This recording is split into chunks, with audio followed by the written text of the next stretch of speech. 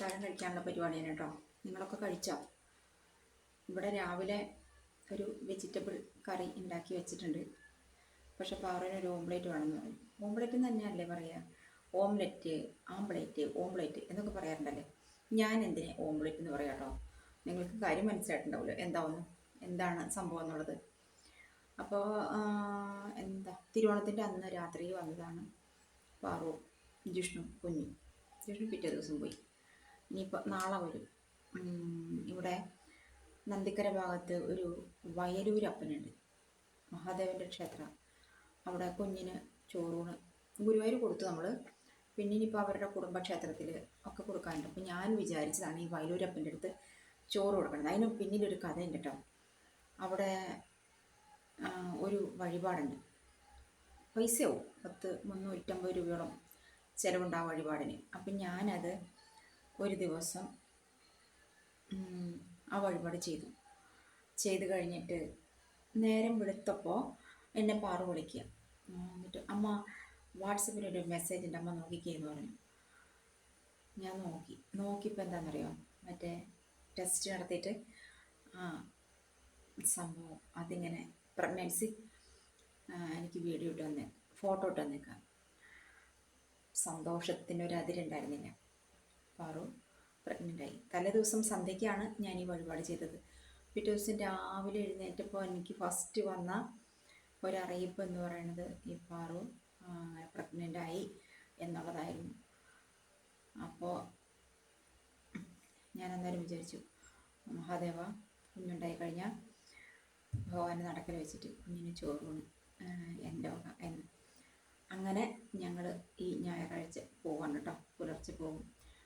പോയി കഴിഞ്ഞാൽ ഞങ്ങൾ ചിലപ്പോൾ അമ്പലത്തിൽ നിന്ന് ഇറങ്ങിയിട്ട് ചിമ്മിനി ഡാമൊക്കെ ഒന്ന് കാണാൻ പോയി. അങ്ങനെയുള്ള കുടുംബം ഒന്നിച്ചുള്ള യാത്രകളൊന്നും ഇതുവരെ നടന്നിട്ടില്ല.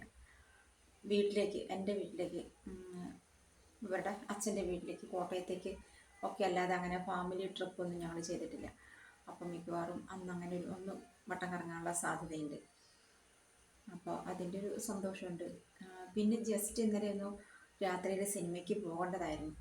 അംബികയുടെ മോളും അവർ പോകാനായിട്ട് പ്ലാനിട്ടപ്പോൾ പാറും കുഞ്ഞും തന്നെ ഇവിടെ ഉള്ളൂ. അന്നേരം ശാലുവിനെ വിളിച്ച് കൂട്ടിയിരുത്താന്നൊക്കെ പറഞ്ഞു കേട്ടോ.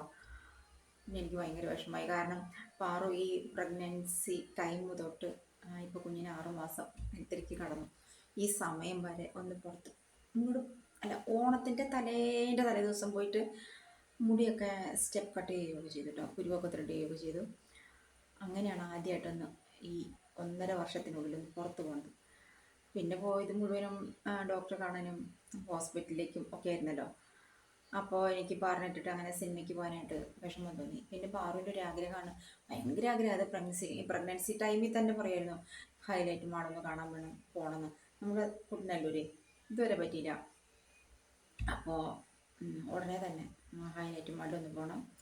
പിന്നെ ഞായറാഴ്ച നാടൻ കഴിഞ്ഞ് പറ്റുന്ന വയലൂരപ്പൻ്റെ അടുത്ത് പോയിട്ട് ആ വഴിക്ക് ചിമ്മിനി ഡാം അങ്ങനെ കാണാൻ പറ്റുന്ന സ്ഥലങ്ങളൊക്കെ ഒന്ന് കണ്ട് പോരണം.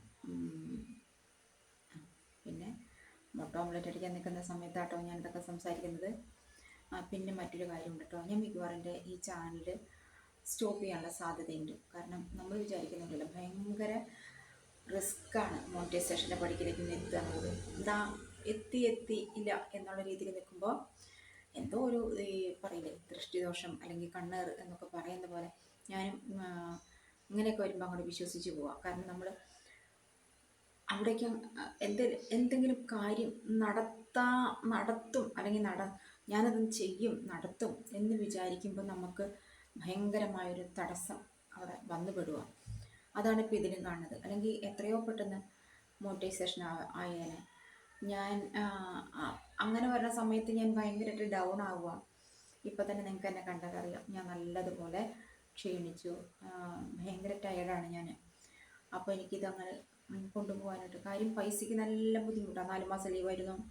പിന്നെ പ്രസവം, കുഞ്ഞിൻ്റെ പേരുകുളി കാര്യങ്ങൾ എല്ലാം 28 ഒക്കെ ആയപ്പോൾ ആരുമില്ലല്ലോ, ഞാൻ ഒറ്റയ്ക്കല്ലേ. ഭയങ്കരമായിട്ട് ഭാരം എൻ്റെ തലയിലേക്ക് വന്നിട്ടുണ്ട്.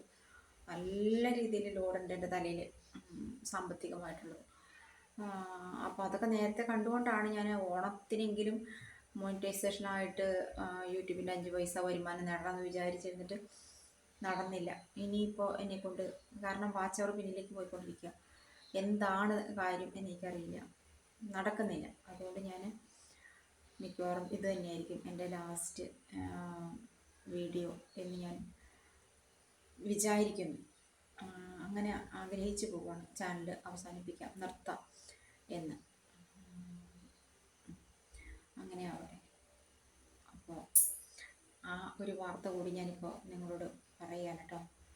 അപ്പോൾ നമുക്ക് മറ്റൊരു വീഡിയോയിൽ കാണാമെന്ന് ഞാൻ പറയില്ല കേട്ടോ, കാരണം കുഞ്ഞുറപ്പത്തിൽ സൗണ്ട് ഇട്ടു. കാരണം ഞാൻ പറഞ്ഞില്ലേ, എനിക്കിത് മുന്നോട്ട് കൊണ്ടുപോകാനായിട്ട് സാധിക്കുന്നില്ല. അപ്പോൾ ഞാനിത് സ്റ്റോപ്പ് ചെയ്യാമെന്ന് തന്നെ വിചാരിക്കുകയാണ്. അപ്പോൾ നിങ്ങളോട് ഞാൻ ചിലപ്പോൾ ഒരു യാത്ര പറച്ചിലാവാം ഈ വീഡിയോയിൽ കൂടി. നമുക്ക് പിന്നെ കാണാം കേട്ടോ. പിന്നെ കാണാമെന്നല്ല, അതെല്ലാ വീഡിയോയിലും പറയുന്ന ഒരു ഡയലോഗാണ്, അത് ഞാൻ പറയുന്നില്ല. അപ്പം നമുക്ക് ഞാൻ എൻ്റെ മുട്ട ഓംലെറ്റിലേക്ക് പോട്ടെ. അപ്പം ഞാൻ മറ്റൊരു കാര്യം കൂടി പറയട്ടെ. നിങ്ങൾ ഹോട്ടലിലൊക്കെ അല്ലെങ്കിൽ തട്ടുകടയിൽ നിന്നൊക്കെ മുട്ട ഓംലെറ്റ് വാങ്ങിച്ച് കഴിക്കുമ്പോൾ ഒന്ന് വിചാരിക്കണം, ഇത് എത്രയോ സ്ഥലങ്ങളിൽ ഉരുണ്ട് പെരണ്ട് നമ്മുടെ കയ്യിലേക്ക് എത്തിയാണെന്നറിയുമ്പോൾ അവർ കഴുകാതെയൊക്കെയാണ് ഉണ്ടാക്കുന്നത്. ജസ്റ്റ് നിങ്ങൾക്ക് ആവശ്യമുണ്ടെങ്കിൽ ഒന്ന് പറയാം, ചേട്ടാ ആ മുട്ടയിൽ നിന്ന് കഴുകിയിട്ട് അടിച്ചോളൂട്ടോ എന്ന്. മുട്ട കഴുകാതെ നമ്മൾ ഉപയോഗിക്കാൻ പാടില്ല. അതുപോലെ തന്നെയാണ് പുഴുങ്ങിയ മുട്ട നമ്മൾ പെട്ടെന്ന് കഴിക്കാൻ വേണ്ടി തണുത്ത വെള്ളത്തിലിടും. അങ്ങനെ ചെയ്യാൻ പാടില്ല. മുട്ട തിളച്ച് വെന്ത ആ വെള്ളത്തിൽ തന്നെ കിടന്നിട്ട്, അല്ലെങ്കിൽ നമുക്കതൊന്ന് എടുത്ത് മാറ്റി വയ്ക്കും, പക്ഷെ തണുത്ത വെള്ളത്തിലിടാൻ പാടില്ല കേട്ടോ. അപ്പോൾ ടാറ്റാ, ബൈ ബൈ.